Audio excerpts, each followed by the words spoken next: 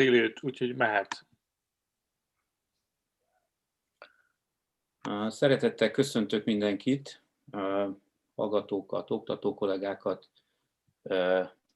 vendégünket, Dan Reynolds természetesen mindenek előtt, és mindenkit, aki követ bennünket YouTube streamen.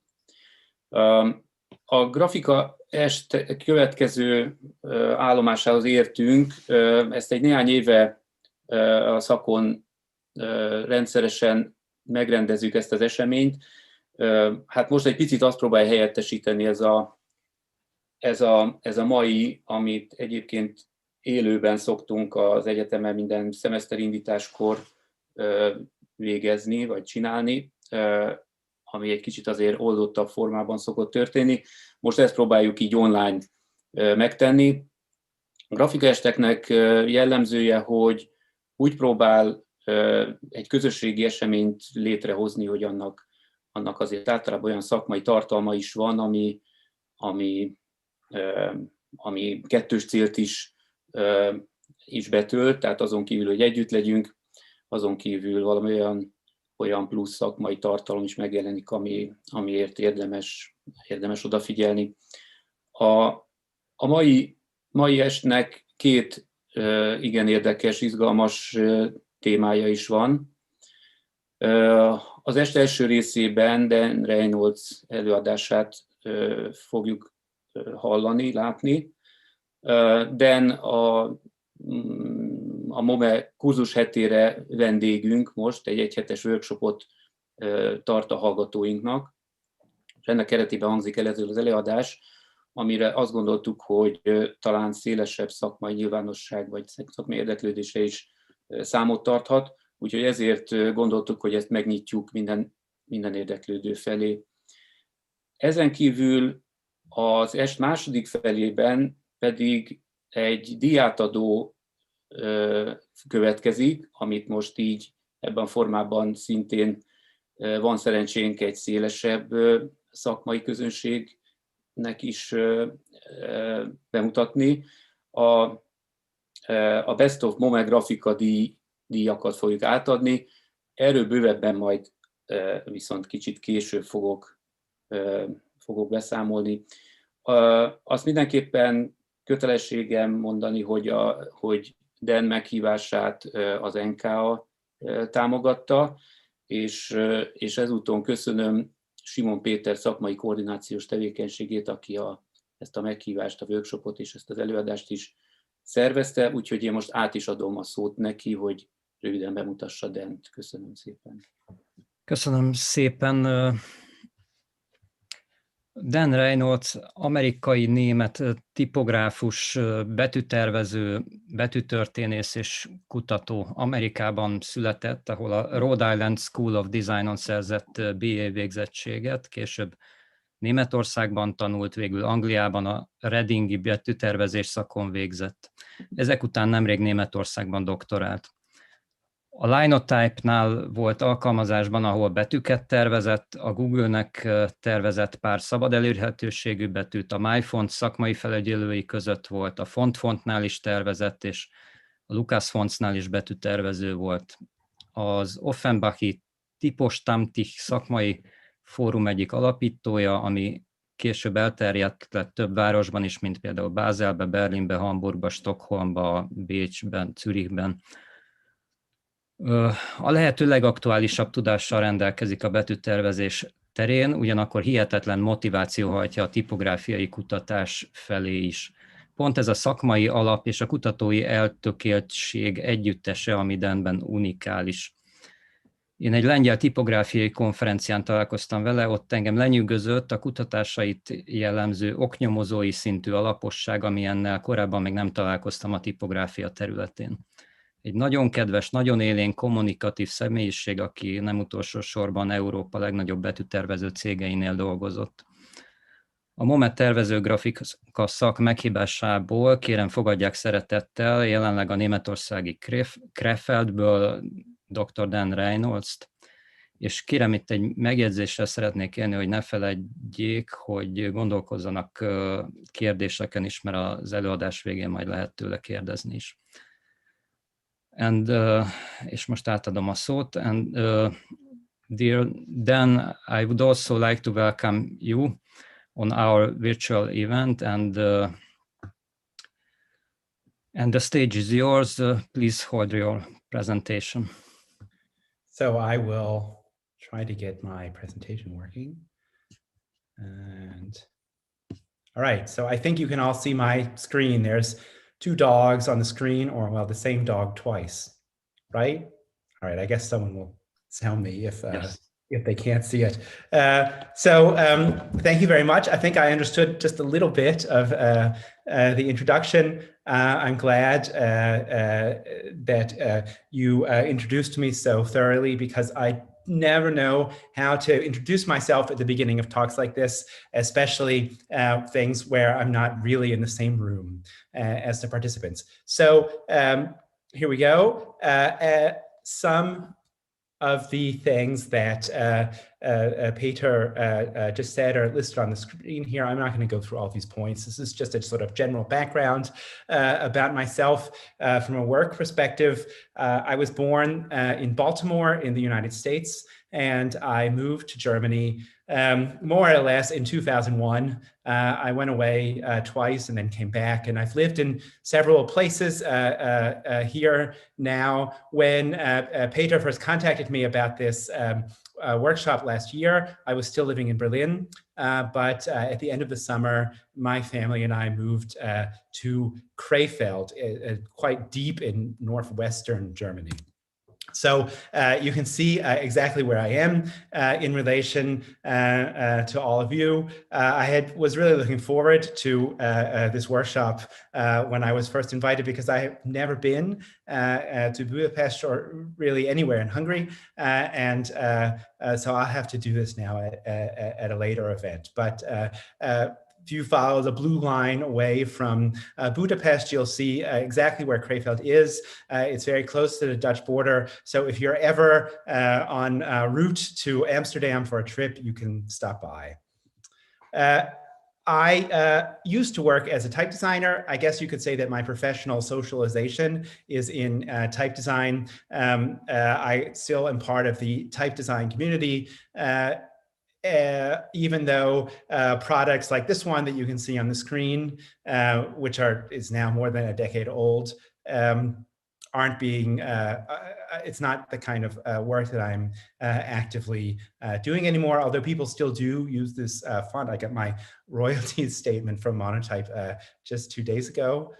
So it's nice to see that some of the products that I designed sort of the decade before this last one are still being used.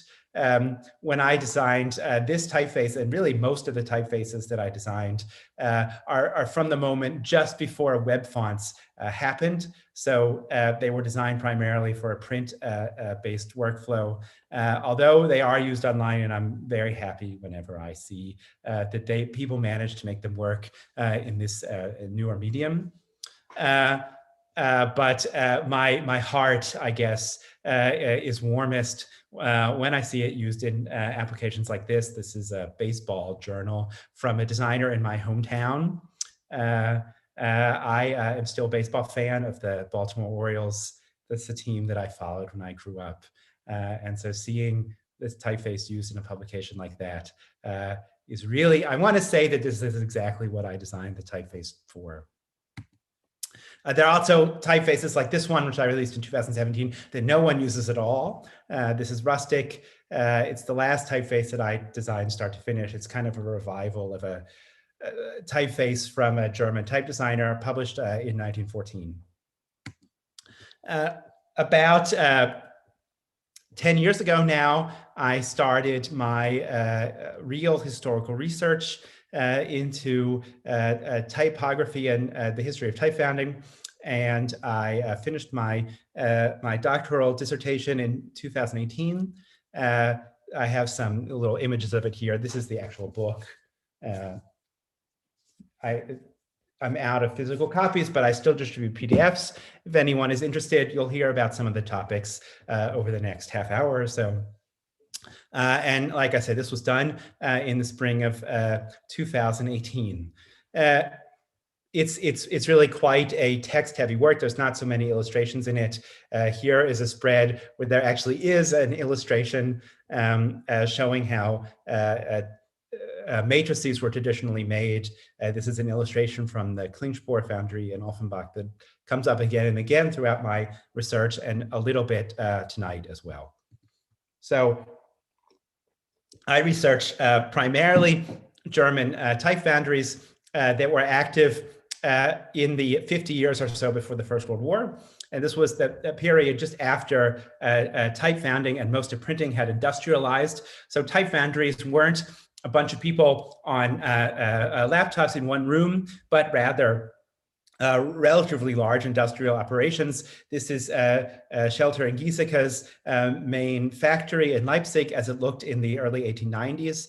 I don't know exactly how many people were employed by Schelter and Giesecke in the early 1890s, but it was a lot. And by 1914, they had 1,000 employees, which for any industrial manufacturing company in Central Europe at that time was quite a large endeavor. So, you know, when we think about type historically, around the time 120 years ago, it was really something that was a significant economic factor in the cities that were centers of the trade. I begin my dissertation looking at typefaces that were produced around 1850. This is the first one that I discuss in depth, and I've also talked about this online, etc. This is Medellin. It's a typeface from Berlin. It's based on the calligraphy of a Frenchman who also worked in Switzerland and Belgium. And it's one of the earliest examples, you could say, of a type designer potentially working with a industrial type foundry. It's not actually clear if there was a direct connection between the designer and this product, although the work is named after him. So it's definitely an homage to the kind of things he was doing, if nothing more. A lot of the typefaces that were produced right around 1900, which is sort of the magic year for this workshop, were for advertising.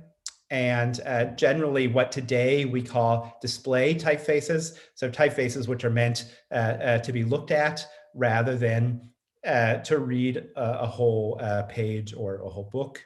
And this particular design is a nice example of advertising typefaces from around 1900, because what you're looking at is a page from a Bauer type foundry specimen from 1915.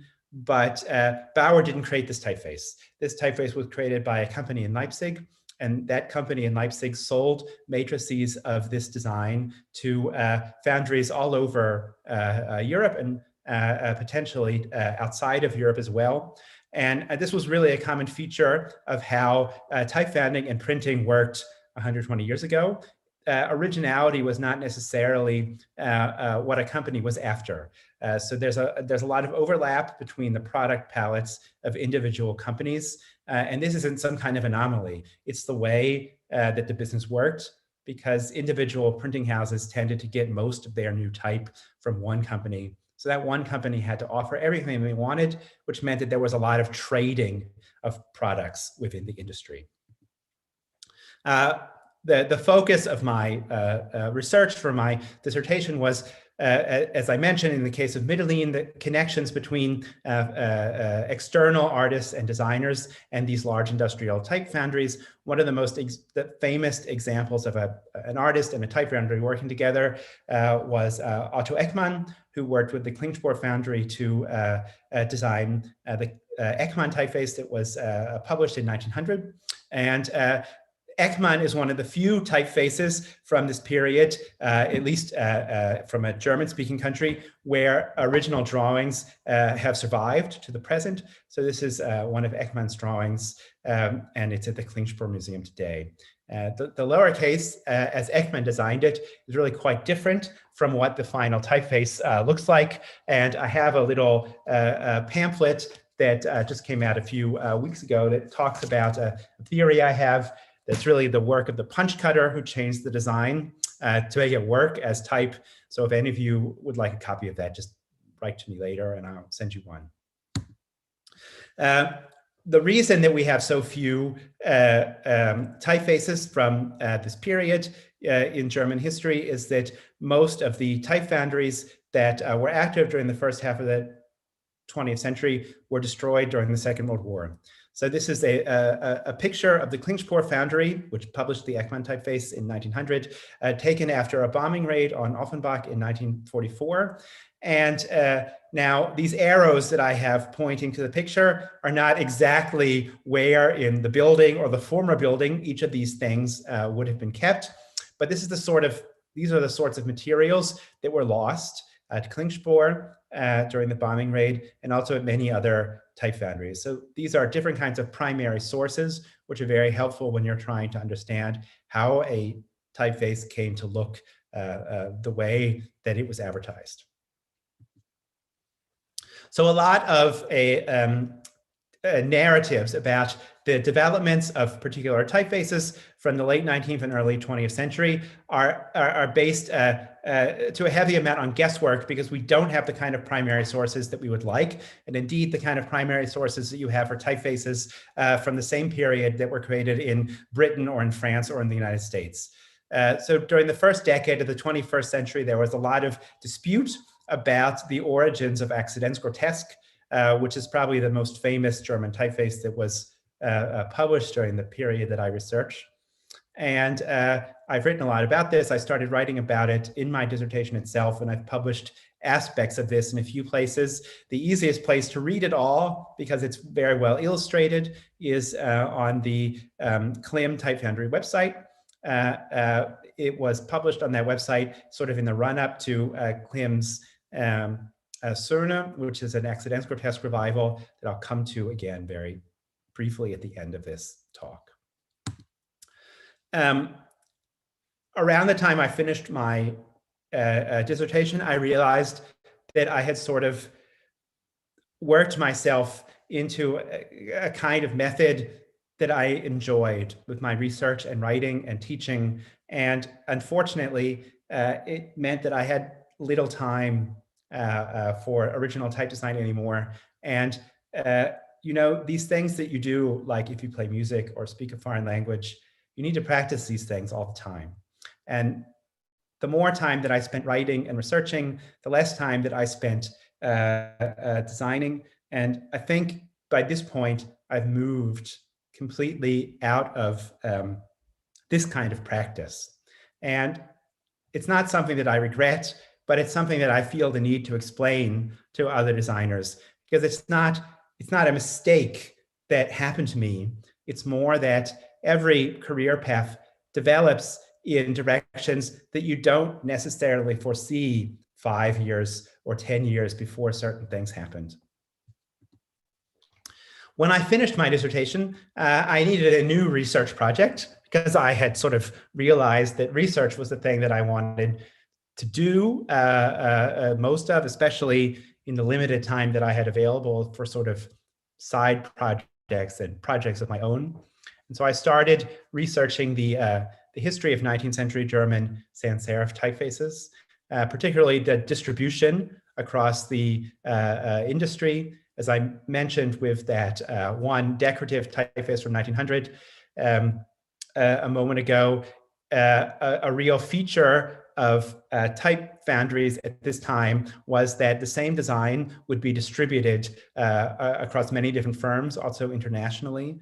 And since sans serif typefaces were a new genre developed during the 19th century, I figured that I might be able to catalog all of the sans serif typefaces, or almost all of them anyway, sold in Germany in that period of time, and then track their movement between different companies. I'm quite far along in this now. Over the last few months, I moved all of my data out of the kind of file folders you keep on your hard drive with all of these photographs when you're researching this kind of thing, and all of the information about publication dates, etc. I had in a gigantic Excel table, which was impossible to find anything in. So I've moved it all into Airtable, which I really recommend as a way to visually sort things. It's the most image-centric database tool that I was able to find. And it was also quite easy to sort of take things from spreadsheets and create a database out of them. And I've managed to keep everything in a way where I don't have to move from a free tier into a paid tier to use this service yet. So it's what I mean with that is the bar is pretty low in terms of committing to something to try it out. You don't have to buy a license right away, or maybe even ever, depending on what it is exactly that you want to do with Airtable. But I have, for instance, 2 databases. One of them, I track designs where I can identify exactly where they originated. There's about 100. And for each entry, I have basic information. So what foundry produced it, when was it produced, when was it first shown, etc. And also what's very important, an image. And I have another database which has about half as many, so about 60, I guess, designs that I cannot exactly identify where they came from yet. And I find Airtable very helpful, again, with these images, because when I go through a new type specimen that I haven't indexed yet, and if I discover a design that doesn't seem familiar, I can now scroll through all of these pictures at once and see, oh, wait, is this something that I have that I just added months ago, or do I need to create a new entry? Before, when I was just working with photographs in folders and an Excel table, I had a lot of unnecessary duplication of things. And it also has, again, images. So over the summer, I was doing a research project at a museum in Berlin that has a large library of type specimens. And I was trying to connect specimens to physical objects from type making. So here you can see punches for the uppercase letters of the lower of the 2 type samples on this page, in sort of the upper left-hand quadrant. And so these are the steel punches that were cut by hand to create the matrices with which the type that printed this sample were cast from. And so I got to spend a lot of time with the different kinds of type making and type advertising collections that this museum had. And I was writing up some things at the same time about sans serif typefaces, particularly this one. I published something on my website in September about the distribution of this typeface from Danzig in the 1870s. And this was really one of the most commonly used sans serif typefaces in the last quarter of the 19th century in Central Europe. And it even has a sort of an afterlife in Russia and the Soviet Union in the 20th century. And about half of every type foundry in Germany, Austria, and Switzerland had this typeface, exactly this, in their catalogs. So I wrote that all up. And I mentioned that there was a type foundry in Hungary that also carried this. And I got a email from a designer in Budapest, and she wanted to know what I was talking about. What is this typeface? What was the Hungarian type foundry that carried it? And where could she find specimens of the typeface in that catalog? So I put her in touch with the museum, and they made a few photographs or scans for her. So here you can see these are 3 pages from one catalog printed in Budapest in the sometime in the 1920s. And this is, I won't attempt the Hungarian pronunciation. This is you can see this is a bilingual specimen page. The German name is the Erste Ungarische Schriftgießerei, or the first Hungarian type foundry. And their catalog had the same typefaces that you would find in every other type foundry within the Central European network, more or less, including this one. So here's another 2-page sample of all the sizes from a separate catalog, also probably from the 1920s. And here's a direct comparison with a page from one of the Berlin foundries that carried the design. And if you look on the left hand of the screen, you can see all of these sizes. This Berlin foundry, on the left-hand side of the screen, the last 3 lines of text, these 3 largest type sizes, that Berlin foundry added those sizes. So clearly the foundry in Budapest got them either directly from this foundry in Berlin or from some intermediary. And this was just typical of the way that type moved between companies at the time. But I wanted to find out more about this type foundry, and all of you watching are much more capable of finding information about this firm than I am, but I was able to find a little bit. It was founded in 1890 by this a person who I must be named after, and he died in 1913. After he died, his foundry was purchased by Stempel, which was a German foundry in Frankfurt. They were really one of the winners of type founding. They stayed in business until the 1980s. And Stempel used the type foundry primarily as a vehicle to cast type for customers all over Eastern Europe who wanted type from them. So the first Hungarian type foundry got all of the new Stempel typefaces. I mean, it was essentially Stempel's branch in Budapest. Then in 1927, they sold half of the company to Berthold, which was a Berlin company. And that's the reason I was able to see these specimens at all, because the museum that I was researching at, they have the materials that are left over from the old Berlin company, or the old Berthold company in Berlin that closed in 1993, including what's left of the company library. And so there were several catalogs from the first Hungarian type foundry, probably all printed after 1927, which was the date that Berthold sort of came into partial ownership.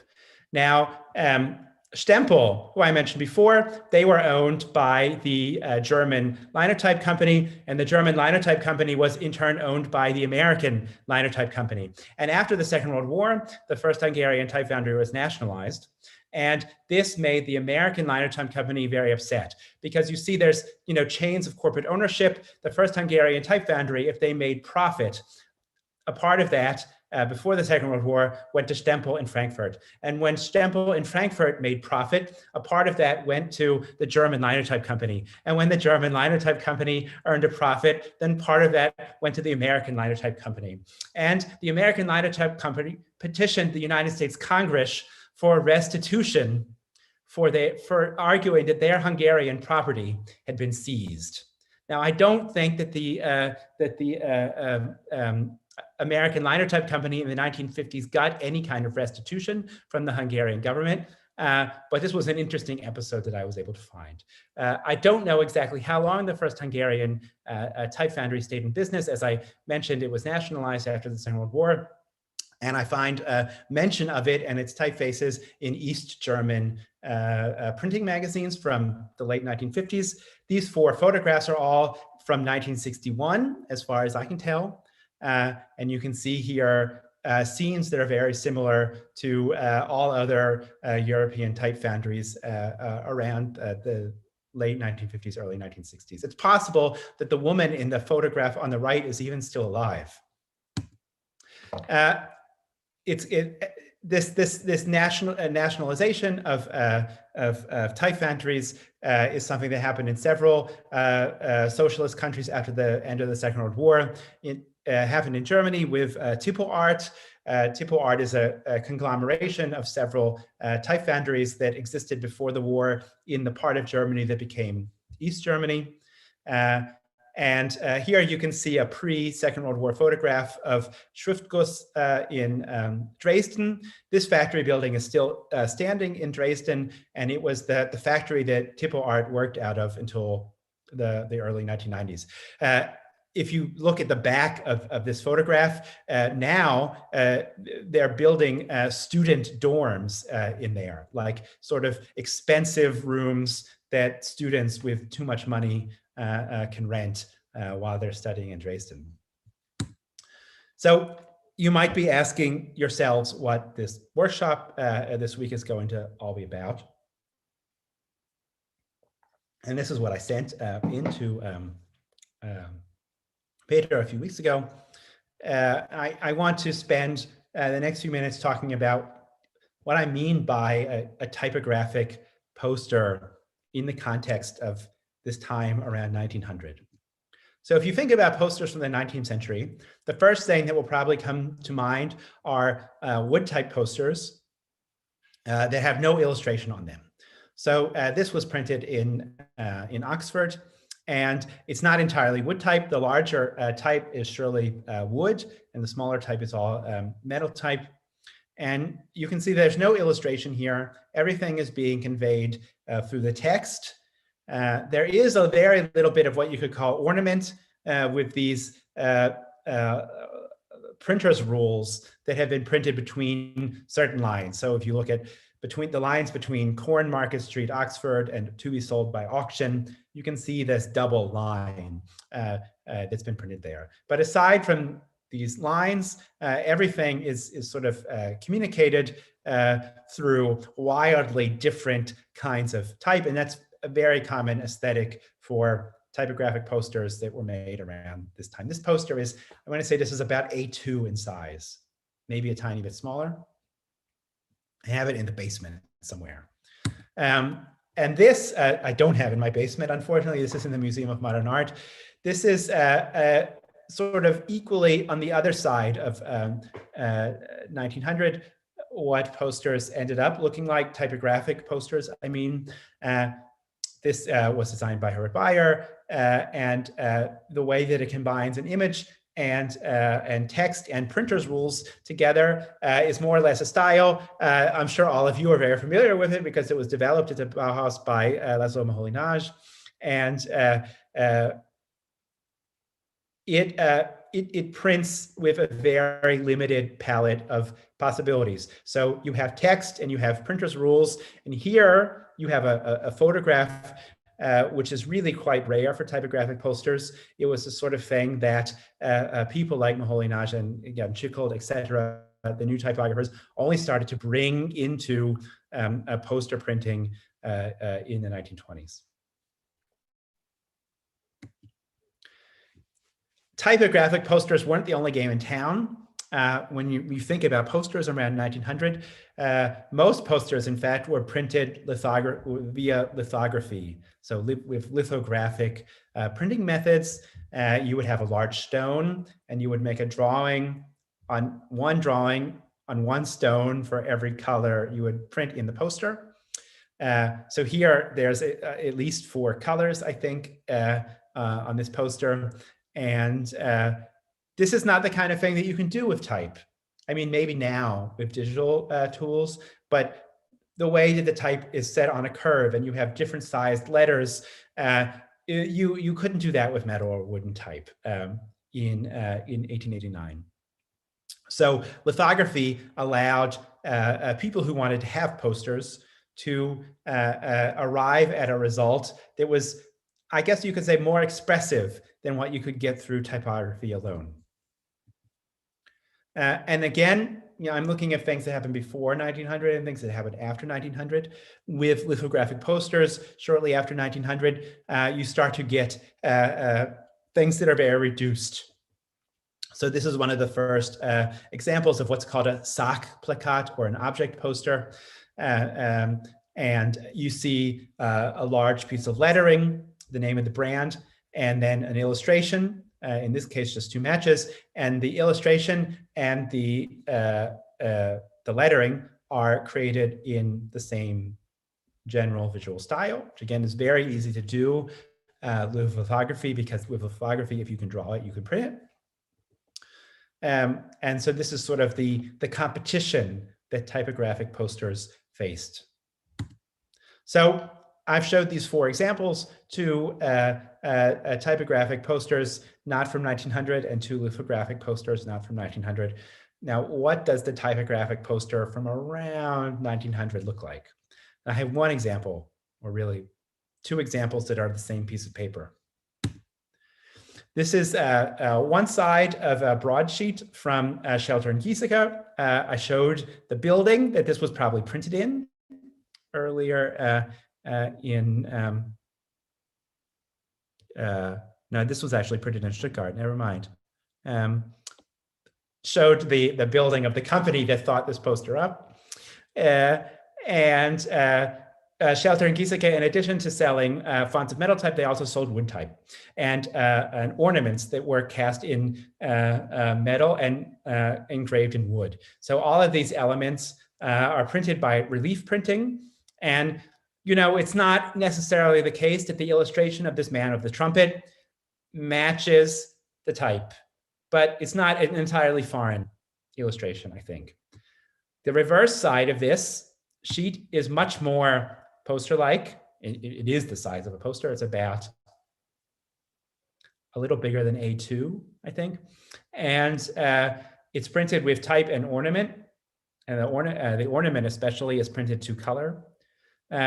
So these ornaments that you see, you have this border, this diagonal border, and also these just random shapes in red.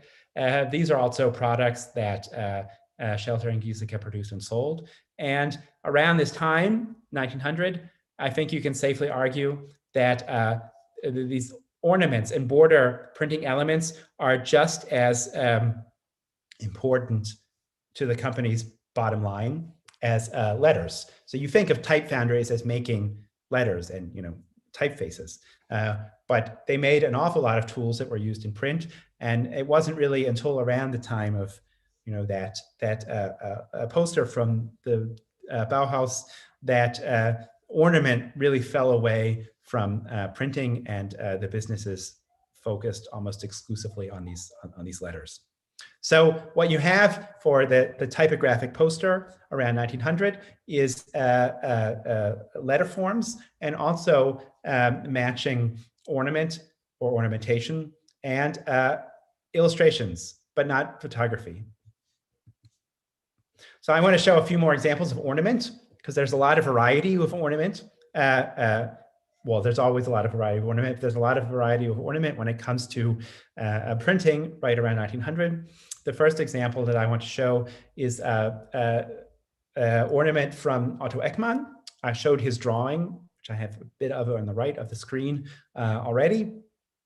If you look at the left hand of the screen, you'll see a poster that he drew the design for in 1898. So just a year before he made the design for his typeface. And the letters on this poster are all drawn. So there's no type or typography really happening on this poster.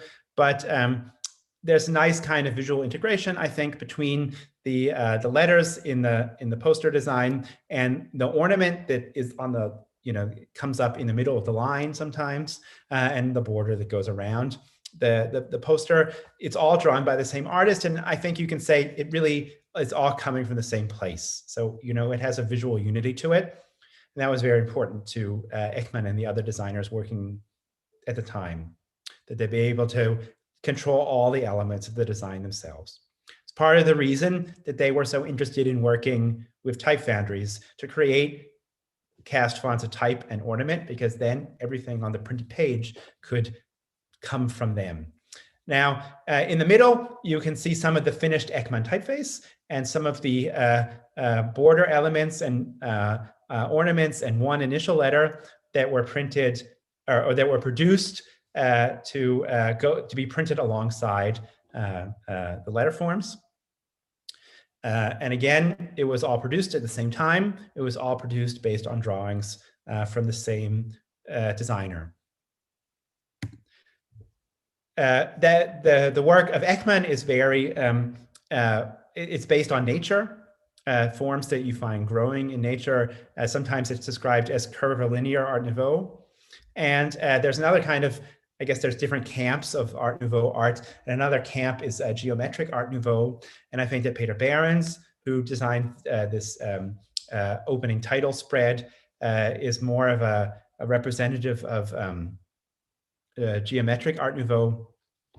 He didn't design these letters. This is from 1900, and a year later, his first typeface was published. So he was very interested in type and eventually was able to control everything by designing borders and ornaments and type. But here he's designed the borders around both of these pages, and is just using a sort of standard sans serif that was available at the time inside the borders. This sans serif comes from England originally.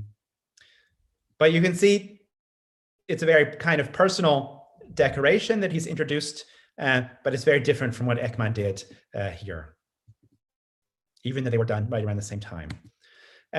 This is 2 more pages printed by Schelter and Giesecke in Leipzig. And here you have specimens of their typefaces and their borders and ornaments. This is the way that printing that was done with any kind of budget was produced around 1900. These pages were printed either in 1902 or 1904. And printing looked like this, whether it was on a poster, a typographic poster, or a catalog or a business card, really right up until the First World War. And even in the early 1920s, you still see some things like this before you have sort of the new typography more or less throw ornament out. Here, there's actually very little type on these 3 pages. These are pages from another designer of the time who did type in addition to other kinds of illustration and graphic design. Every year he designed, the designer is Otto Hopp, and every year Otto Hopp designed a calendar that was printed and sold. And the theme was always heraldry. He was a heraldrist. And if you look at the 2 pages on the left-hand side of the screen, there's no type there at all. All of the letters that you see are drawn. And so again, if you're drawing everything, then getting the illustration and the lettering to match is easy. You just have to draw it all yourself. This isn't printed by lithography. This is actually printed by a much more complicated process to create relief blocks that I won't explain now. But it's the style that these calendars were always printed in, and generally the style that work by Hopp was printed in. On the very right-hand side of the screen is the August 1900 calendar page, and all of the little text over red lines. This is all type. The numbers, that's also type. A standard typeface that he did not design but used a lot, and I guess it more or less is of a piece with the titling letters and the border that go around the page. A better example, I guess, of integration of type and imagery is the title page of this little book, and the type that you see here is from the 1880s, so it's a little older than the book, and this ornament on both pages of the title spread were created just for the book. You can especially see that with the title on the right-hand side. I mean, the way those leaves fall around the words, it's just perfect. You wouldn't be able to put another book title in that space. But the pages inside the book themselves, the amount of ornament that they have on them is reduced. You know, it's not as visually dominant as on the title page. And these ornaments could and were used in all kinds of books. You know, you have this element that goes across the top of the text block on each page, and then you have these little. It's the same ornament, either printed in green or in red, to sort of fill out the space at the end of a paragraph or at the start of a paragraph.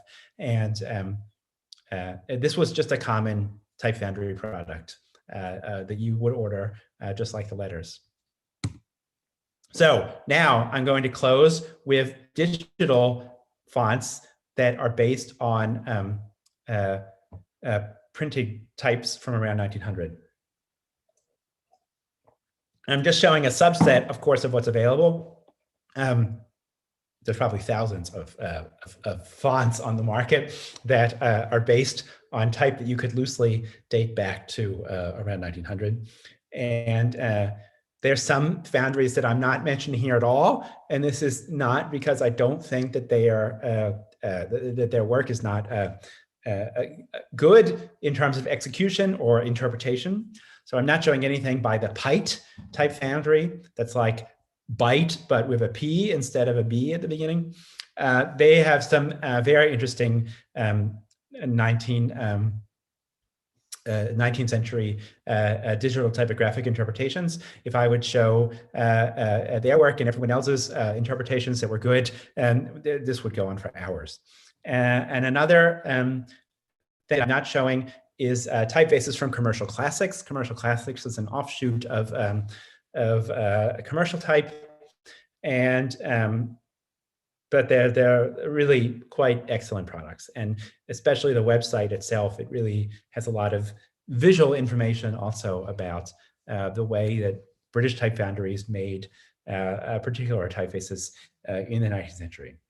So what I'm going to start with in my comparisons of digital products with printed samples from around 1900 is a typeface named Bradley. It's designed by David Jonathan Ross, who's a type designer in the United States. This typeface, Bradley, is only available to people who are part of David's Font of the Month Club. Now, I heartily recommend the Font of the Month Club. It's a great way to get original type. It only costs $6 a month. And if you are a student or have financial hardship, you can join for just $2 a month, which is really something. And really any minute now, the email should go out announcing what this month's font is, because he always releases a new font on the first day of the month. And you know, it's getting to be late for us, but it's still only about 12:45 in the afternoon in the part of the US where David is. So Bradley was designed in 1894. It's based on the work of William Bradley, who was an illustrator in the United States. And it was very, very popular around the world for about 10 years, let's say. So used in a lot of American design, but also European foundries, especially in Germany, copied probably. They probably just made their own copies of this without officially buying matrices from the American foundry. They also sort of extended it in their own directions. They made outlined versions of this, and narrower versions and wider versions. It was really quite a fashionable kind of black letter to work with around 1900 on both sides of the Atlantic. And for a black letter typeface, it's really quite legible, especially to people who don't read German. I mean, now these days you don't really write German in black letter anymore, but you know, like in 1900, people who read German were used to reading black letter, and this has forms that are sort of much easier for non-native Germans to understand. Then, as I mentioned before, one of the most famous typefaces published around 1900 was Ekman, which was published in 1900. And there are several digital versions of Ekman that you can get. I'm going to recommend a free one. This is Rudelsberg, designed by Dieter Steffmann, I think. It was definitely designed by a German designer who designs a lot of free fonts. And one thing that I like about this, in comparison with the commercial versions of Ekman that are available, like the font called Ekman from Linotype, is that it also digitizes the, or it offers digital versions of the ornaments and the initials, etc. So for instance, I have on the right-hand side of the screen an initial letter K, which is based on the K that you can see in green on the left. And you know, that's just a nice feature to have if you want to design something that really has this Otto Ekman style from around 1900 to it. Then this is another Font of the Month Club release from David Jonathan Ross.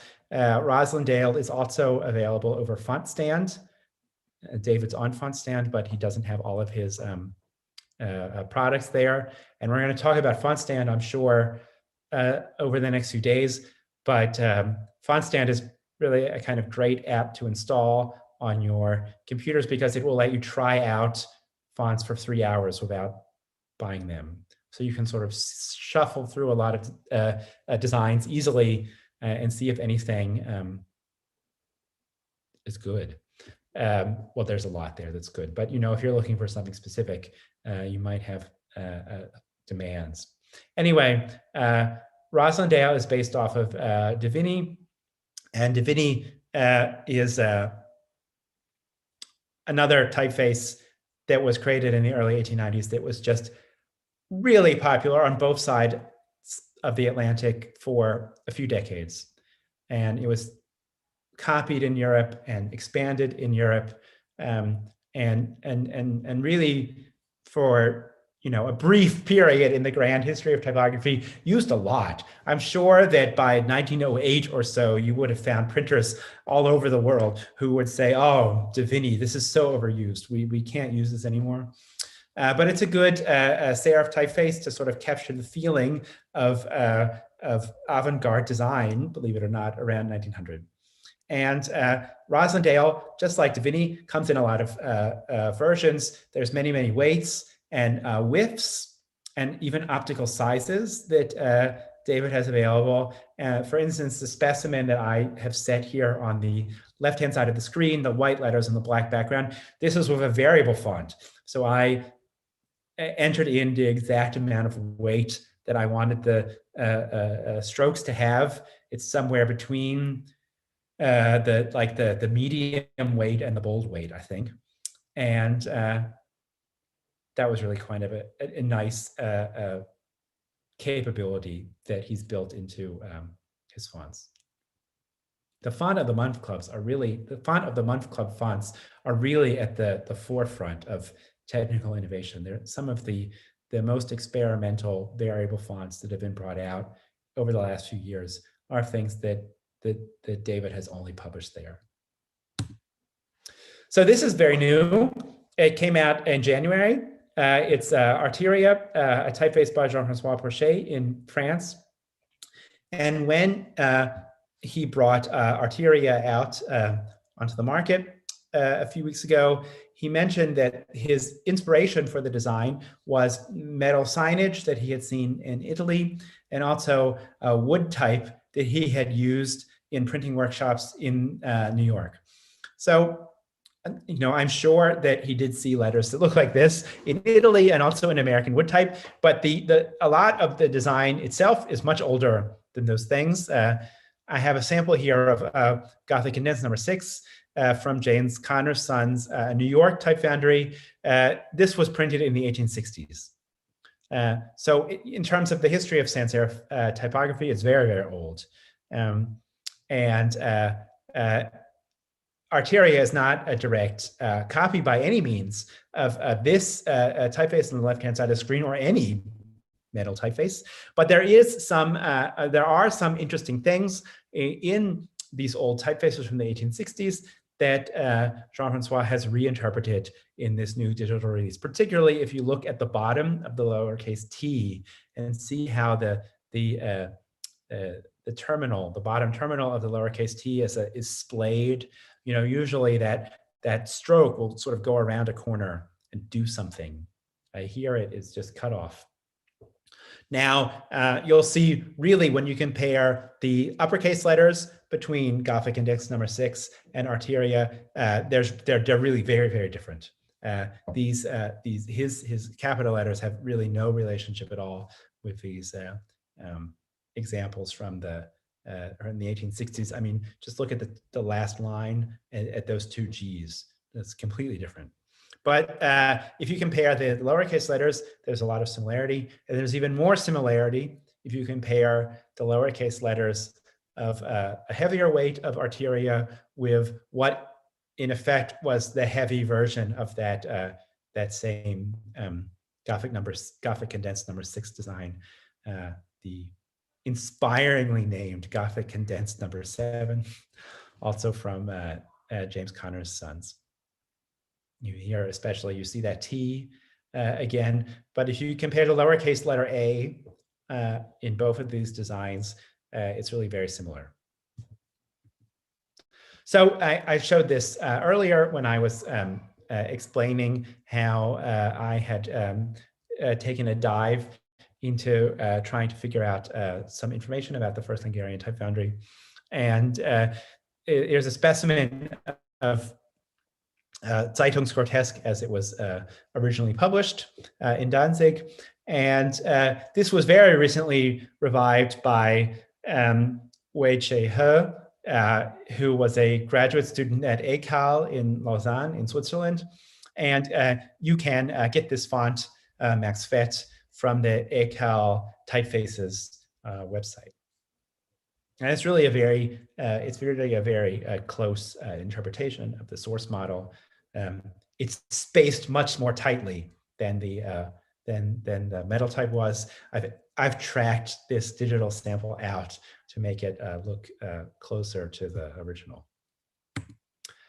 Now I'm to wrap up now. Here's the third to last design that I'm going to show. I've mentioned it before. This is Sörne, Chris Sowersby's version of Accidenzgrotesk. Oh, well, Sörne is on the right-hand side of the screen in white.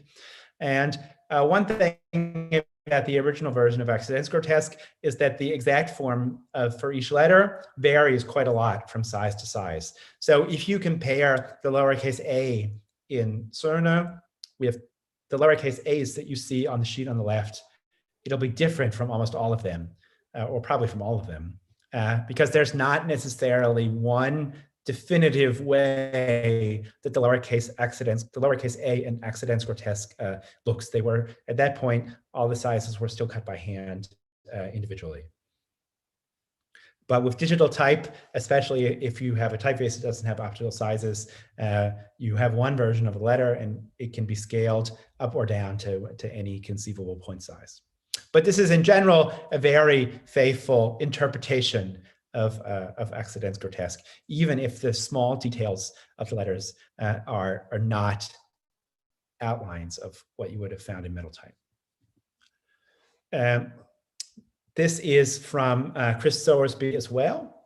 This is Founders Grotesk. And those of you who have newer versions of Mac OS X, you can download a packet of fonts from Apple, and Founders Grotesk is in there. That's really kind of great. And Founders Grotesk is not based on any specific pre-existing typeface, but it is a synthesis of ideas that are present in a lot of 19th and 20th century sans serif typefaces. So you will, if you look at individual letters, you'll sort of see echoes of things that happened. And these are two of the typefaces sort of on the left and bottom middle that Chris mentions as inspiration for I guess the spirit of Founders Grotesk. The sans serif on the left is from Miller and Richard in England, and the sample in the middle is German, but it's from the Caslon foundry in London. Founders Grotesk, even what you get from Apple, has optical sizes essentially because there's a second family called Founders Grotesk Text.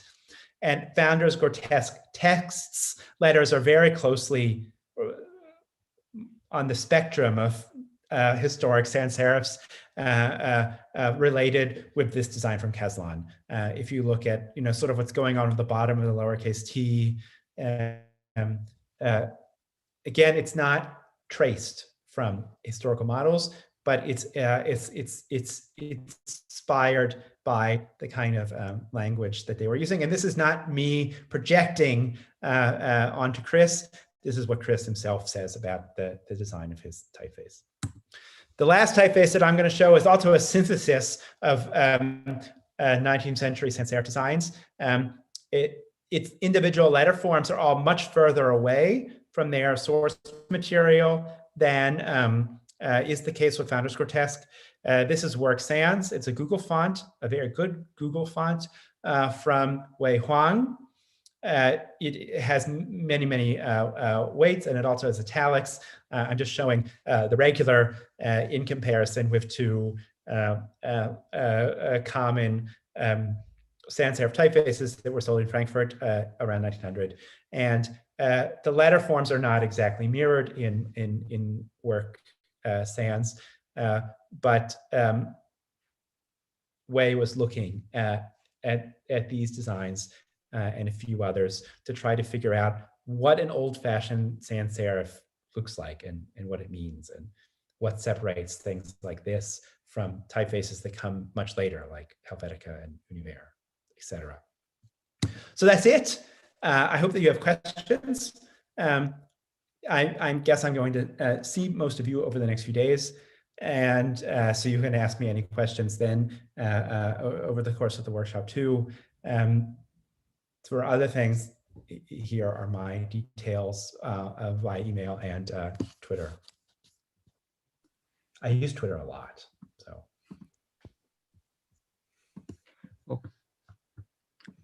Okay, thank you very much. Dan, it was a super presentation. I really like it. And now I would like to ask the audience, is there any question?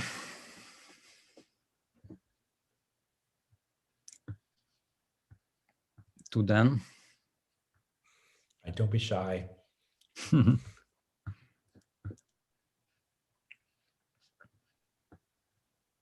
So can I have one? Yes. Thank you for this very exciting presentation. It was very interesting. And my question is that what do you think then? How can the contemporary typeface design get inspiration from the historical letter forms, or how can make connections with this with the history of the typeface design? Well, I think there's a couple of different ways that you could answer that. I sort of think that we're living in a renaissance of interest in the 19th century, and I mean that you see a lot of type designers and researchers right now who are looking at topics from typography in the 19th century, and it's essentially a reaction against modernism. It's not that, I mean, we've gone through this now so many times, I guess, as like a design society, but it's not that designers today reject modernism or embrace modernism. It's just that modernism is so present as an element of inspiration in graphic design. It's always mentioned in graphic design education, or almost always anyway, to some degree or another. And typefaces like Helvetica go through waves of popularity. And so when you have, I guess, when it crests and you have a lot of interest in design from the 1950s and 60s, then there comes some kind of reaction to that. Like, oh, the modernists, you know, they really did not like 19th century design at all. They found it too eclectic. They found it too ornamental. They found it too irrational. And yes, they did good work, but maybe, you know, they were overreacting against what came before them. Let's look at 19th century design again. So I think you have these sorts of poles of discussion that sort of design moves over time between one and the other, how it wants to react to ornament or no ornament. And really, sans serif typefaces from the 1950s are much more rational, you could argue, than typefaces like Excellence Grotesque, because everything is aligned. You have similarities between sizes and between weights that you don't have in earlier designs. And even in, I showed this typeface from Jean-François Porchet, Arteria. In the lowercase letters, the terminal, the strokes that sort of come around, they all stop at the same vertical line. So that's applying like a 1950s idea of rationality and letter form design to forms that are essentially older than that, which is an interesting interpretation.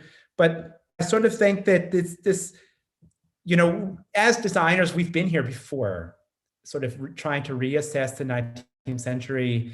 And really what the 19th century has to offer us, I think, is a different understanding of the role that ornament and irregularity can play in design.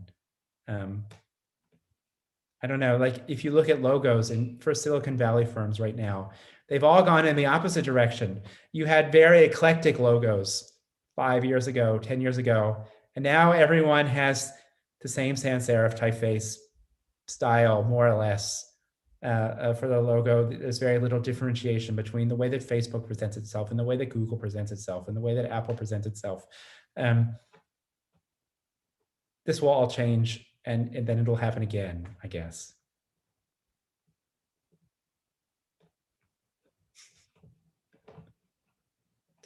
But I really think that the idea of how illustration and typography can connect with each other and feed off of each other is the biggest sort of takeaway from this period. I mean, the period around 1900, because, you know, I spent the last 20 minutes just talking about typefaces that are based off of 19th century products. But these typefaces weren't designed to be used without illustration and ornament. And that's the way they are used today, most of the time.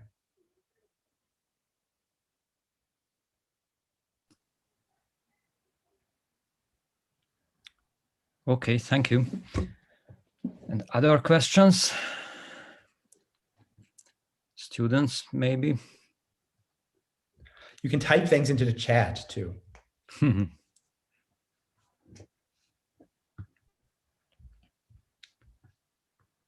Please, one question.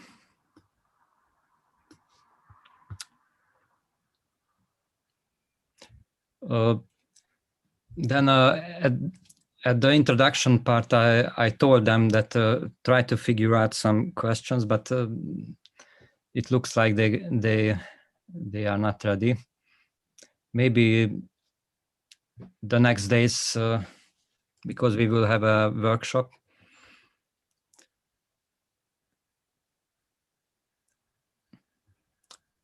Okay, then thank you for your presentation. Thank you very much. Thank you very much. Thank you again, Dan, and I wish you a successful workshop. Thank you. For this week. Okay, thanks a lot.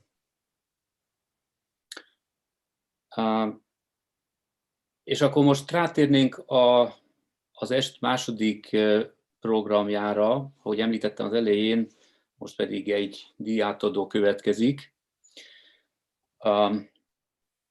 Hát aki adott már át online díjakat, vagy ilyen videoszkrín, az tudja, hogy mennyire teljesen lehetetlen vállalkozás ez, úgyhogy ezzel fogok most én itt megpróbálkozni. És hát megpróbálom a tapsvihart és a tűzijátékot hozzáképzelni ez a lehetetlen szituációhoz, amiben vagyunk. Minden esetre elmondanám azoknak, akik esetleg kevésbé beavatottak ebben a helyzetben, hogy van nekünk a szakon egy Best of MOME grafika elnevezési díjunk, amit 2019-ben alapítottunk, tehát pontosan egy évvel ezelőtt volt az első alkalom, hogy ezt átadtuk, akkor az első szemeszter volt, amit a régi új kampuszunkra visszatérve töltöttünk, és ebből az alkalomból alapítottuk ezt a díjat. A díj pedig egy minden fél évben, illetve a minden fél év végén kiadásra kerülő díj, és tulajdonképpen a fél év legjobb hallgatói teljesítményeit igyekszik díjazni.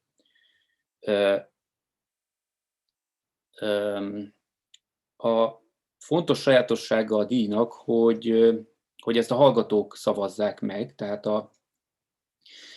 van egy online szavazás, ahol a kiértékeléseken látott teljesítmények alapján a hallgatók megszavazzák, hogy ki legyen az, aki az adott fél évben a legjobb teljesítményért a díjat kiérdemli, és ez külön az alap és a mesterképzős hallgatóknak jár ez a díj. Én most elindítanék közbe egy kis prezentációt, hogy mégis legyen valami látványélménye ez a dologhoz. Rögtön itt az első szlájdon látszik ennek a díjnak a tárgyasult része, ugyanis az a díj, hogy mégis valami kézbevehető és emlékben is megőrizhető attribútuma legyen, ezért legyártunk mindenféle év végén ezekbe a díjakból egy papír alapú és kifejezetten a grafika műhely specifikumaira épülő és ezekből építkező kis díjat. Ez egy kartonlap, ami fólia nyomva és lézervágva kerül kivitelezésre. Majd későbbiekben egy kicsit jobban is fog látszani ez. Az idén is, ebben a fél évben is, immár harmadszor, ahogy említettem, ezt a díjat megszavazták a hallgatóink. Köszönöm is azoknak, akik a szavazáson részt vettek, szép számmal érkeztek szavazatok, és ezek alapján hamarosan ki is fog derülni, hogy kik azok, akik a legtöbb szavazatot gyűjtötték be. Viszont mielőtt felfedném ezt a titkot, még annyit elmondanék, hogy az idén több díj is átadásra kerül, tehát nem csak a szokásos alap- és mesterképzős legjobb hallgatónak járó díj, hanem úgy ítéltük meg az oktatók egybehangzó véleménye alapján, hogy egy külön díjat is alapítunk most, tehát hogy az oktatók is véleményt formálhassanak, ezért csináltunk egy külön díjat, ami kifejezetten a mi saját szavazásunk alapján az oktatók által a fél évben legjobbnak tartott hallgatót díjazza. És ami ezen kívül még, mármint az itt látható tárgyon kívül a díjnak a honoráriuma, vagy az igazi értéke, az pedig az, hogy a díjat nyert hallgatókat a tanszék, illetve a szak nevezi neves nemzetközi díjpályázatokra, és ennek átvállalja minden a nevezéssel járó minden anyagi és menedzseri teendőit. Úgyhogy így volt ez az előző két alkalommal is. Ezen a képen egyébként látható, hogy kéne ennek kinézni ennek a díjátadónak, hogyha nem lennénk hazaparancsolva a képernyők elé. És itt pedig az elmúlt fél évek nyerteseinek a munkáiból egy kis képi összeállítás látható. Fazekas István, Vásárhelyi Áron és Hajdú Ágoston voltak eddig, akik ezt a díjat megnyerték a 2019-es őszi félév, illetve a 2020-as tavaszi félév végén.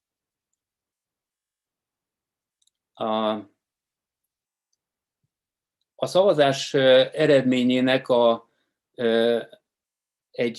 most egy kicsit bővebb részét gondoltuk megosztani, úgyhogy most a shortlistet is publikáljuk. A BA hallgatók közül ők 3-an voltak, akik a legtöbb szavazatot gyűjtötték be. Ez ABC sorrend, tehát egyenlőre ez még nem a nyertes. Tehát Gondasoma harmadéves, Hegyesi Bercel másodéves és Mihalik Nikoletta harmadéves hallgatóink voltak azok, akik az első 3 helyen végeztek a szavazatok alapján, és akkor most elárulom, hogy közülük kinyerte a legjobbat, Mihalik Nikoletta végzett az első helyen, ő kapta a legtöbb szavazatot, és gratulálunk hozzá. Ezek a munkák a kreatív stratégiák, a kontextuális design és a pályázatok szabadon választott kurzusán készültek. És ez pedig a díj, amit Nikoletta majd, ha találkozni tudunk, akkor személyesen is át tud venni. És akkor áttérnék a mesterszakos hallgatók díjaira. 3 ugyancsak ők a shortlistre jutott hallgatók, tehát Pap Margaréta, első éves mesterképzős hallgatónk, Vásárhelyi Áron, másodéves, és Zajác Petra első éves hallgatók. És közülük pedig egy holtverseny alakult ki, úgyhogy 3 közül 2 is megkapják most ezt az elismerést. Elsőként Pap Margaréta, aki az egyik legtöbb szavazatot begyűjtő hallgatónk. Itt látható a díj, amit kap. És Vásárhelyi Áron, aki már másodszor nyeri el ezt az elismerést, ő volt a másik hallgató, aki Margarétával azonos számú szavazatot kapott. És végül, ahogy említettem, most következik az a tanári díj, tanári külön díj, amit a mi szavazatunk alapján kiérdemelt Gonda Soma. Itt látható a díja, és ezúttal szeretnék akkor gratulálni mind a 4 hallgatónknak. Nyilván most tapsviharnak kéne zúgni, és ennek az ünnepélyes pillanatnak a tetőfokán kéne legyünk. Hát sajnos most ebben a helyzetben így tudjuk csak ezt a dolgot ünnepelni, de remélem, hogy ennek ellenére az öröm az mindenkiben megvan, és a büszkeség is. Én azt gondolom, hogy ezek tényleg komoly teljesítmények, és őszintén gratulálok hozzá, és nagyon örülök annak is, hogy a hallgatók olyan szempontból is komolyan vették ezt a dolgot, hogy tényleg sok szavazat érkezett, és úgy látszik, hogy a szavazatok iránya is eléggé hasonló irányba húzott. Mindamellett, hogy azt is el kell mondjam azért, hogy még sokan mások is kaptak szavazatot, de most ennek a teljes ismertetésétől eltekintenék. Még szeretném megemlíteni a díjat nyert hallgatók mellett azokat a tanárokat is, akik azért ezek mögött, a teljesítmények mögött szintén ott vannak, tehát akik az említett kurzusokat végig kísérték. Az alapképzős hallgatókkal Nagy László, Ördög László, Hegyi Béla, Birinyi Tamás, Marcell Tamás, Simon Péter, Bence és Vatány Szabolcs voltak azok, akik azokban a kurzusokban oktatóként részt vettek, ahol ezek a teljesítmények születtek.